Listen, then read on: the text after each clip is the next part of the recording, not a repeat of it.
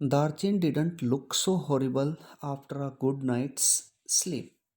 एक अच्छी रात को नींद के बाद दार्जिन इतना भयानक नहीं लगता था। It was still dusty. धूल अभी भी छाई हुई थी, partially derelicts and punctuated by heaps of rubble and refuse, but the sun shone brilliantly in a clear blue sky, and the outlook across the plain to the south gave me a vision of the Himalayas, commanded by a huge snow-capped mountain, Gurla Mandhata, with just a wisp of cloud suspended over its summit. थोड़ी थोड़ी थोड़ी और कचरे और टुकड़े के ढेर के द्वारा रोकी हुई धूल अभी भी छाई हुई थी, परंतु साफ नीले आकाश में सूर्य बिल्कुल अच्छे से चमक रहा था। मैदान के उस पार दक्षिण का नज़ारा मुझे हिमालय का एहसास करा रहा था, जो बर्फ से ढके पर्वत गरला मंदाता के द्वारा घेरा हुआ था और जिसकी चोटी पर एक छोटा सा बादल उतरा हुआ था। The town had a couple of rudimentary general stores selling Chinese cigarettes. उस टाउन में, कस्बे में दो आधारभूत सामान बेचने वाली दुकानें थी जो चीनी सिगरेट और साबुन and other basics provisions as well as the usual strings of prayer flags. और दूसरा बेसिक चीज़ें बेचती थी और प्राय बेचे जाने वाले प्रार्थना के झंडे भी, बेचे जाने वाले प्रार्थना के प्रेयर के फ्लैग्स भी। इन front of one man gathered in the afternoon for a game of pool. इसके सामने, दुकान के सामने दोपहर को पूल खेलने वाले लोग इकट्ठे होते थे। In front of the battered table looking supremely incongruous in the open air, जबकि नज़दीकी ही जो पिटा हुआ टेबल जिस पर लोग ताश खेलते थे, खुली हवा में अधिक बेतुका लगता था। While nearby women washed their long hair in the icy water of a narrow brook that babbled down past my guest house, जबकि नज़दीक ही कुछ लेडीज, कुछ औरतें एक तंग नाले के जमे हुए पानी में अपने बालों को धोती थी, जो मेरे गेस्ट हाउस के बिल्कुल नजदीक के पास से बहता था। Darchen felt relaxed and unhurried, but for me it came with a significant drawback. There were no pilgrims. Darchen यहाँ आरामदायक और धीमा लगा, परंतु मेरे लिए एक महत्वपूर्ण कमी के साथ आया था। वहाँ पर कोई भी तीर्थयात्री नहीं था, कोई पिलग्रिम्स नहीं था, क्योंकि सारे जा चुके थे। I had been told that at the height of the pilgrimage season, the town was bustling with visitors. मुझे ऐसा बताया गया था कि तीर्थ यात्रा के मौसम के उठान पर, बिल्कुल चरम पर, यह यात्रियों से भरा होता था। Many brought their own accommodation, enlarging the settlement round its edges as they set up their tents, which spilled down onto the plain. बहुत से यहाँ अपना खुद का रहने का सामान लाते थे और अपने टेंट कस्बे के किनारे पर गाड़ करके इसे और बढ़ा देते थे, जिन टेंटों को वो मैदान में फेंक देते थे। यानी इसकी गंदगी और फैल जाती थी जब वो इसके टेंटों को इधर उधर ही फेंक देते थे। I had timed my arrival for the beginning of the season, but it seemed I was too early. मैंने सीजन के शुरू में आने का समय निर्धारित किया था, पर ऐसा प्रतीत हुआ कि मैं बहुत पहले आ गया था। One afternoon, एक दोपहर बाद, I sat pondering my options over a glass of tea in Darjeelin's only cafe. एक दोपहर बाद क्या हुआ? मैं दार्जिलिंग के एकमात्र कैफे में बैठा हुआ चाय के गिलास पर अपने विकल्पों के बारे में सोच रहा था। आफ्टर लिटिल कंसिडरेशन, थोड़ी देर सोचने के बाद, I concluded they were severely limited, मैंने निष्कर्ष निकाला बहुत कम थे। Clearly I hadn't made much progress with my self help programme on positive thinking. स्पष्टतः मैंने सकारात्मक सोच के मेरे स्वयं सहायता के कार्यक्रम में कोई खास प्रगति नहीं की थी। In my defense, I hadn't been easy with all my sleeping difficulties. मेरी रक्षा में या मेरे सोने की मुश्किलों के साथ आसान नहीं था. But how ever I looked at it, लेकिन जैसे तैसे मैं इसको जैसे देखता था. आई कुड ओनली वेट, मुझे तो क्या करना था, अकेले ही इंतज़ार करना था. The pilgrimage trail was well trodden but I didn't fancy doing it alone. तीर्थ जाने के रास्ते पर भली भांति चला गया था, परंतु मैं अकेला इस पर चलने की कल्पना नहीं कर सकता था. The kora was seasonal because parts of the route were liable to blockage by snow. Kora एक मौसमी काम था क्योंकि रास्ते के भागों का बर्फ से बंद हो जाने का था.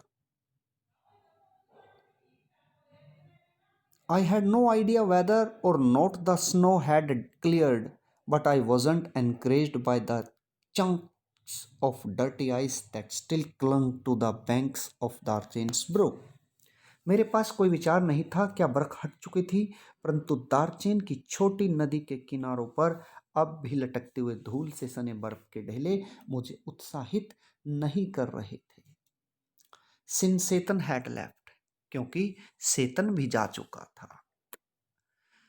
I hadn't come across anyone in Darchin with enough English to answer even this most basic questions. क्योंकि कोई मुझे, सेतन तो जा चुका था, मुझे इतनी अंग्रेजी जानने वाला कोई नहीं मिला था जो इस महत्वपूर्ण प्रश्न का जवाब दे. Until that is I met Norbu. ये तब तक रहा जब तक मैं नोरबू से नहीं मिला. The cafe was small, छोटा था, dark and cavernous, with a long metal stove that ran down the middle. Cafe छोटा था, अंधेरा था, और कैवर्नस मीन्स गहरा था, जिसमें एक लंबा चूल्हा था, स्टोव था जो बीच तक फैला हुआ था, मिडल तक. The walls and ceilings were rigged in sheets of multi coloured plastics.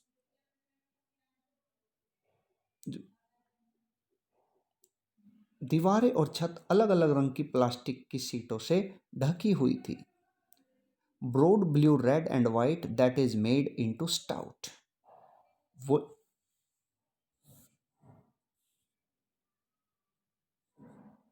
that is made into stout, voluminous shopping bags sold all over China and in my other countries of Asia as well as Europe.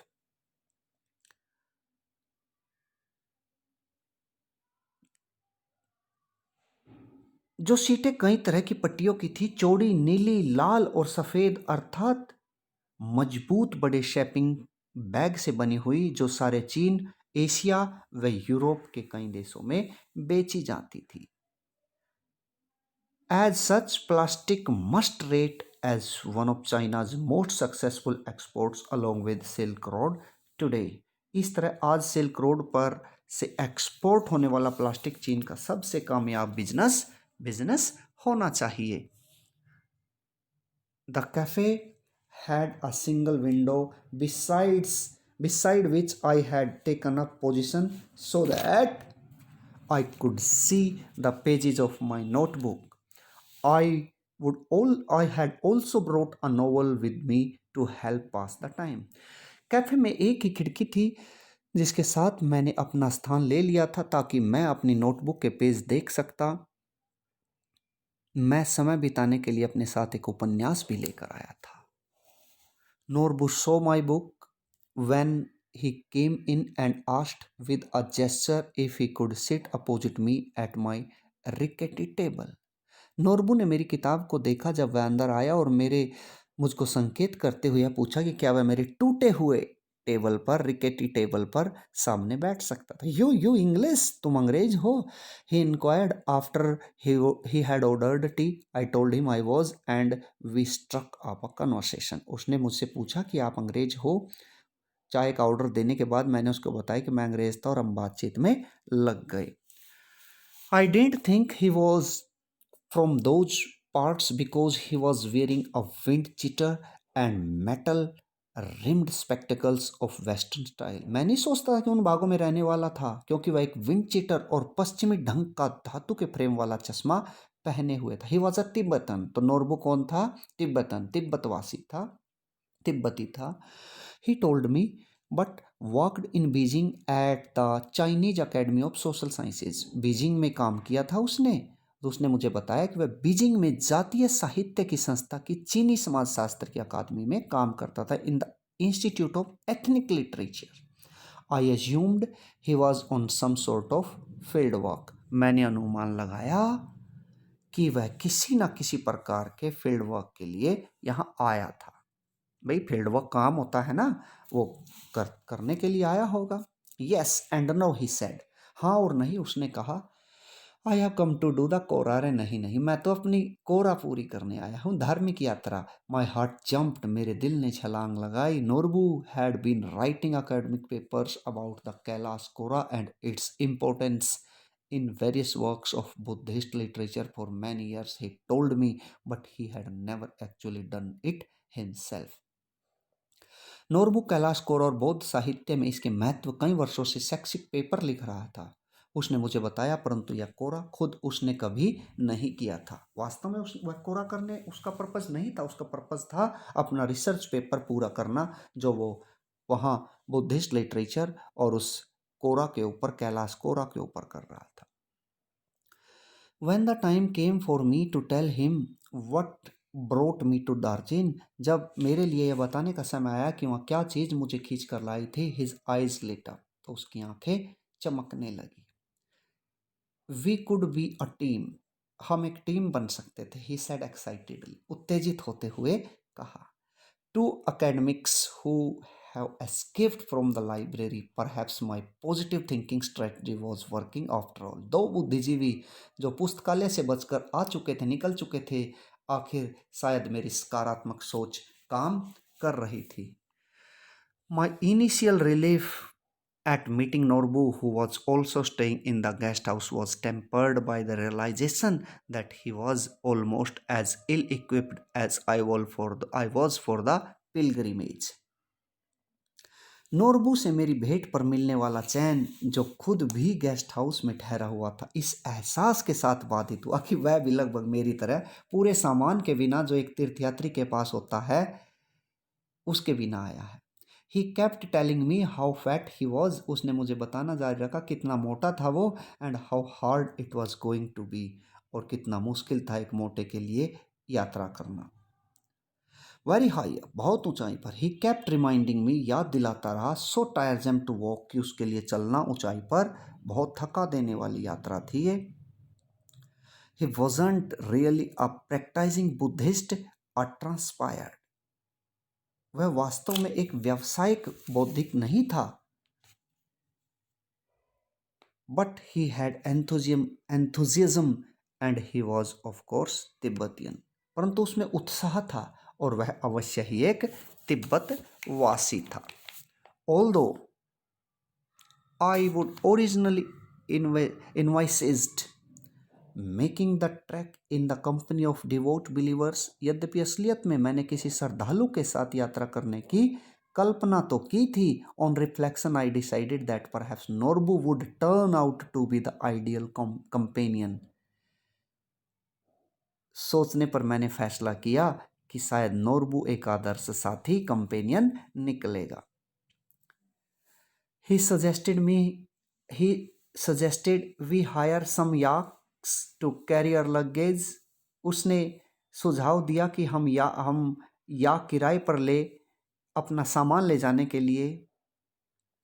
Which I interpreted as good sign, जिसकी मैंने अच्छा संकेत होने की व्याख्या की, interpreted किया।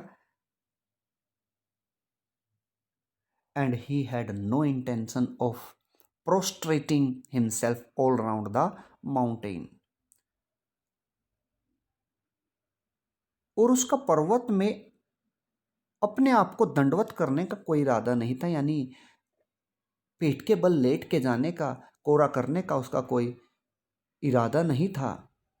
Round the mountain not possible, और उसके लिए संभव भी नहीं था। ही क्राइड, वो चिल्लाया, collapsing across the table in hysterical laughter, table पर लुढ़क कर उसने पागलपन की तरह हंसते हुए। इट वॉजंट हिज स्टाइल, ये उसका ढंग नहीं था। And anyway his tummy was too big, और कोई बात नहीं, उसकी सूंड टमी पेट बहुत बड़ी थी, उसकी पेट बहुत बड़ी थी, उसका टमी बहुत बड़ा था, इसलिए वह पेट के बल लेटकर यात्रा नहीं कर सकता था, जैसे बहुत ज़्यादा पवित्र व्यक्ति, सैक्रेड व्यक्ति कोरा करते हैं। So dear children, in this chapter there are some characters, the narrator Nick Middleton, Lamo, the girl who offered him a cot, Satan, the driver, and whose cab Nick Middleton, the narrator, the author, has hired, Norbu, who met at last and who also gave company to the narrator. And this article gives an account of journey from gently rolling hills of Ravu to Mount Kailas. The purpose of this journey was religious. इस chapter की ये जो silk road है और जो narrator कोरा करना चाहता था, उसका पर्पज क्या है? उसका पर्पज जो है वो धार्मिक है। The narrator wanted to complete the kora at Mount Kailash. Lamo gave him a long sleeved sheep skin coat to keep him warmer. Lamo उसे देती है एक सिप स्किन का कोट, उसे गर्म रखने के लिए। They passed the dark tents of the nomad in lonely places where they faced a huge black dog, a Tibetan mastiff, who would stand guard outside. Then they entered a valley which was snow-capped, and Satan grabbed a handful of dirt when their car, stuck in that. As they moved down the other side of the pass, the narrator's headache soon cleared. Earlier, the narrator felt headache, but after that, he felt recovery. Hor is described as a miserable place. There is no vegetation at Hor. And Darchin, the episode of Darchin, where the narrator felt disturbance, and Satan took him to Darchin Medical College and left. Then he met Norbu, who also went there to do the Kora. He was also an English speaking person, and the narrator feels happy in his company. तो प्यारे बच्चों, silk road निक Middleton द्वारा लिखा गया एक बहुत अच्छा article है। इसमें सेंसिटिव बिहेवियर भी है जो हिल फॉल्क का है, और इसका टाइटल क्यों दिया गया सिल्क रोड ये भी आपको पता है। तिबेटियन मैस्टिफ डॉग्स क्यों पॉपुलर थे चाइनीज इंपीरियल कोर्ट में, और होर का एक्सपीरियंस, ऑथर डिसअपॉइंटेड क्यों हो गया था दार्जिन पे, और ऑथर की पॉजिटिव और negative thinking, purpose of this journey, mount Kailash की जो जर्नी है इसका क्या पर्पस था, और लेखक की फिजिकल कंडीशन क्या थी दार्जिन में, ये सारी चीज़ें हैं यहाँ पे। Okay, that's all, thank you.